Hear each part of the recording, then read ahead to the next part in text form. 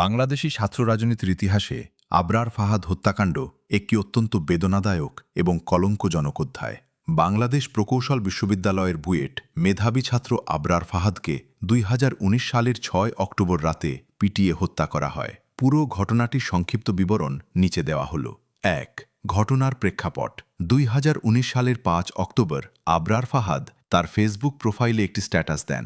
সেখানে তিনি ভারতের সাথে বাংলাদেশের করা কয়েকটি চুক্তির, বিশেষ করে ফেনী নদীর পানি ও সমুদ্র বন্দর ব্যবহার সংক্রান্ত সমালোচনা করেন। এই স্ট্যাটাসটিকে কেন্দ্র করে বুয়েট শাখা ছাত্রলীগের তৎকালীন কিছু নেতাকর্মী ক্ষুব্ধ হন। 2.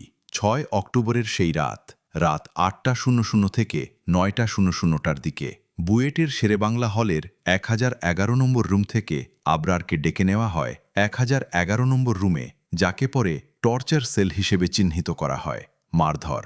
সেখানে ছাত্রলীগের নেতাকর্মীরা তাকে ওই ফেসবুক স্ট্যাটাসের বিষয়ে জিজ্ঞাসাবাদ শুরু করেন। এক পর্যায়ে ক্রিকেট স্ট্যাম্প এবং মোটা দড়ি দিয়ে তাকে নৃশংসভাবে মারধর করা হয়।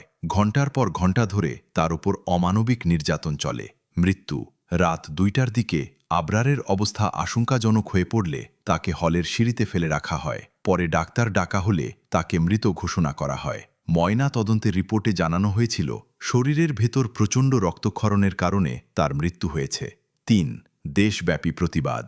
আবরারের এই নিষ্ঠুর হত্যাকাণ্ডের খবর ছড়িয়ে পড়লে সারা দেশের সাধারণ শিক্ষার্থীরা রাজপথে নেমে আসেন। বুয়েট সহ সকল শিক্ষা প্রতিষ্ঠানে ছাত্র রাজনীতি নিষিদ্ধের দাবি ওঠে। এই আন্দোলনের মুখে বুয়েট প্রশাসন তাদের ক্যাম্পাসে সাংগঠনিক ছাত্র রাজনীতি নিষিদ্ধ ঘোষণা করে। 4. বিচার প্রক্রিয়া। আবরার হত্যার বিচার দ্রুততম সময়ের মধ্যে সম্পন্ন করার জন্য বিশেষ ট্রাইব্যুনালে মামলাটি চালানো হয়।